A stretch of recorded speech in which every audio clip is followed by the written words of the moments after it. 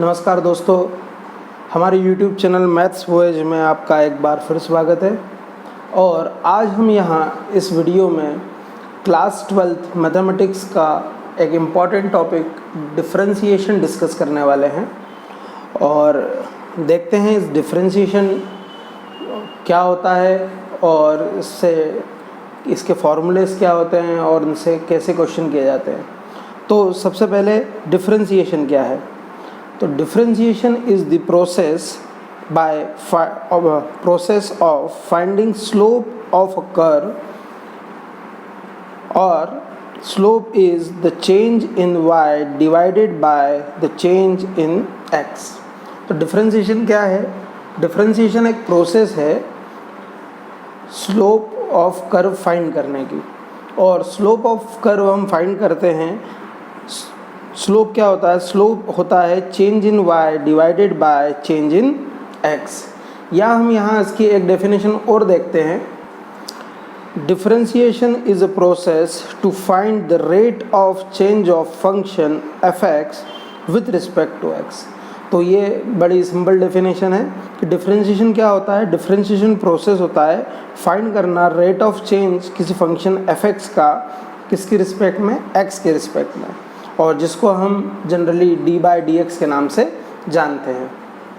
तो देखते हैं ये रेट ऑफ चेंज हम कैसे निकाल सकते हैं और कैसे हम फाइंड करते हैं dy/dx।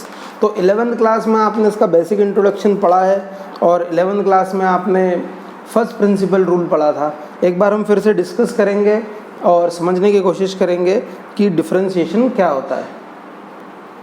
तो हम सपोज कर लेते हैं, late y is equals to f(x) be a function। y is equals to f(x) कोई फंक्शन है, और अब हम यहाँ जो हमारा फंक्शन का f(x) का x है, उस x में कुछ छोटा सा चेंज कर देंगे। तो हम सपोज करते हैं कि ये जो f(x) है उसमें छोटा सा चेंज जो हमने करा है वो चेंज है del(x)। तो अगर दोस्तों इस फंक्शन में जो पहले f(x) था उसमें अब हम छोटा सा चेंज कर रहे हैं Δx, तो ऑफकोर्स है कि वो जो फंक्शन है y उसमें भी कुछ छोटा सा चेंज पॉसिबल होगा। तो हम उस फंक्शन y में जो चेंज है उसको रिप्रेजेंट कर रहे हैं y प्लस डेल्टा y से। अब ये जो चेंज है, इस चेंज का मतलब क्या हुआ कि हम x प्लस डेल्टा x कर सकते हैं या x माइनस डेल्टा x कर सकते हैं।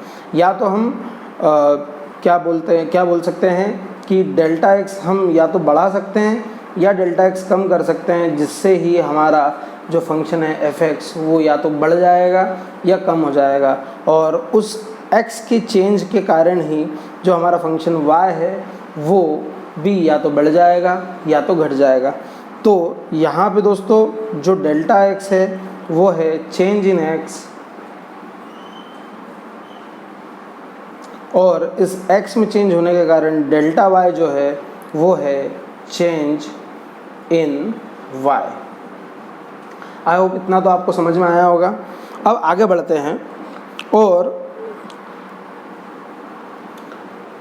फाइंड करते हैं change in y with respect to x।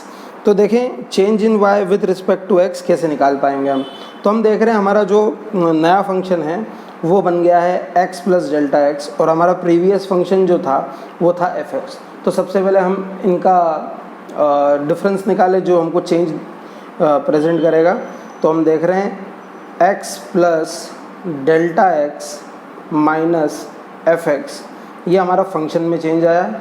और किसके रिस्पेक्ट में आया था?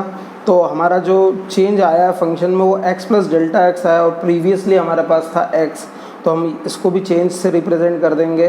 तो ये हो जाएगा x प्लस डेल्टा x, और प्रीवियस था हमारे पास में x। तो हम यहाँ देख रहे हैं x से x कैंसिल हो जाएगा, तो ये कन्वर्ट हो रहा है f(x) plus delta x minus f(x) whole upon x cancel, that is delta x। अब दोस्तों देखें हमारा जो x प्लस डेल्टा x है वो क्या है? वो actually y plus delta y। तो हम इसी को चेंज करके लिख देंगे y प्लस डेल्टा y, और जो हमारा f(x) है वो क्या है? y है, तो इसको भी हम f(x) को चेंज करके लिख देंगे y। अब अपॉन जो है डेल्टा एक्स वो हमने एज इट इज़ लिखा। अब हम देख रहे हैं यहाँ पे y से y भी क्या हो रहा है, हमारा कैंसिल हो रहा है, तो y से y कैंसिल होगा तो ये मिल जाएगा delta y upon delta x। तो दोस्तों इस प्रकार से हमने देखा कि change in y with respect to x को जब हम सिंप्लीफाई कर रहे हैं तो हमारा रिजल्ट आ रहा है delta y upon delta x। तो दोस्तों यहाँ हम rate of change of y with respect to x जो हमने फाइंड आउट करा है उसको लिख सकते हैं rate of change of y with respect to x, और वो हम रिप्रेजेंट कर रहे हैं del y by del x से, जो कि हमारे f x plus delta x minus f x whole upon delta x के इक्वल हो जाएगा। अब हम यहाँ सपोज करते हैं कि जो चेंज ऑफ x है वो बहुत छोटा सा चेंज है, मतलब अगर हम यहाँ लिमिट अप्लाई करें तो हम यहाँ लिमिट बिल्कुल छोटी लिमिट या बोले नियर टू ज़ीरो यूज़ कर सकते हैं।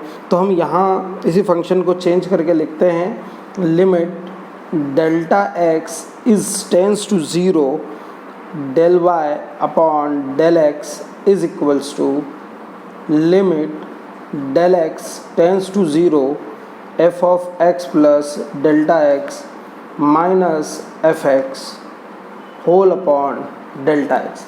तो यहाँ delta x tends to zero limit जो है वो ये रिप्रेजेंट करती है कि एक्स डेल एक्स की वैल्यू नियर टू ज़ीरो है, वो कभी ज़ीरो नहीं होगी, पर नियर टू ज़ीरो मतलब ज़ीरो के बिल्कुल करीब होगी, मतलब वो एक छोटे से चेंज को रिप्रेजेंट करेगी।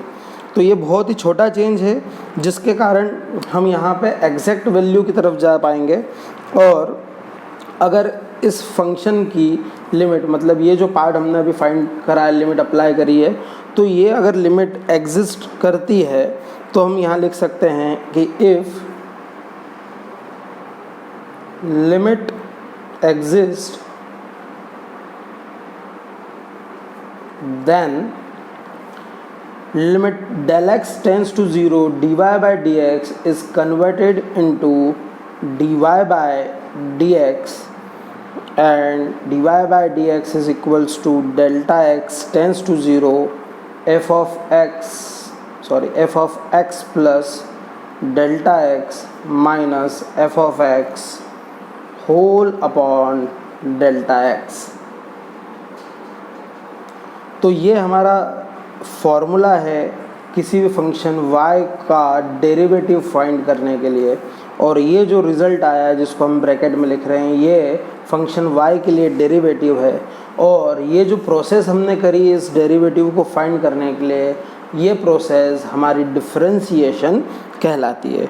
तो यहाँ आई होप कि आपको समझ में आया होगा कि डिफरेंशिएशन और डेरिवेटिव दो अलग अलग चीज़ें हैं।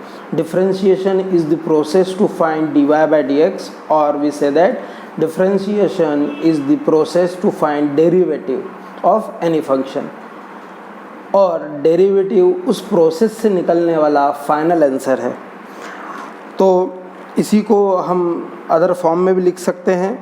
तो जो हमारा अदर फॉर्म है जिसको हम प्रीवियस क्लास में पढ़ चुके हैं वो ये है dy by dx is equals to limit h tends to 0 f of x plus h minus f x whole upon h। और ये हमने लास्ट ईयर 11th क्लास में फर्स्ट प्रिंसिपल के लिए फार्मूला पढ़ा था, और ये फार्मूला इसी प्रोसीजर से फाइंड होता है।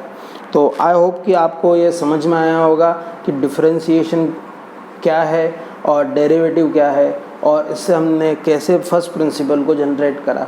तो इस फर्स्ट प्रिंसिपल की हेल्प से प्रीवियस क्लास 11th में आपने जो डिफरेंशिएशन के जनरल फार्मूलेज है जो अभी हम आगे पढ़ने वाले हैं, उनके सभी के प्रूफ आपने 11th क्लास में इस फर्स्ट प्रिंसिपल मेथड से सॉल्व करे थे, और आपने वो फार्मूले लास्ट ईयर भी पढ़ लिए थे। पर अब हम इस साल उन सब फार्मूलों को जस्ट रिवाइज करेंगे, क्योंकि आपको वो फार्मूले पहले से नोन है, तो हम उसे जस्ट रिवाइज करेंगे और उन फार्मूलों के एप्लीकेशंस करेंगे।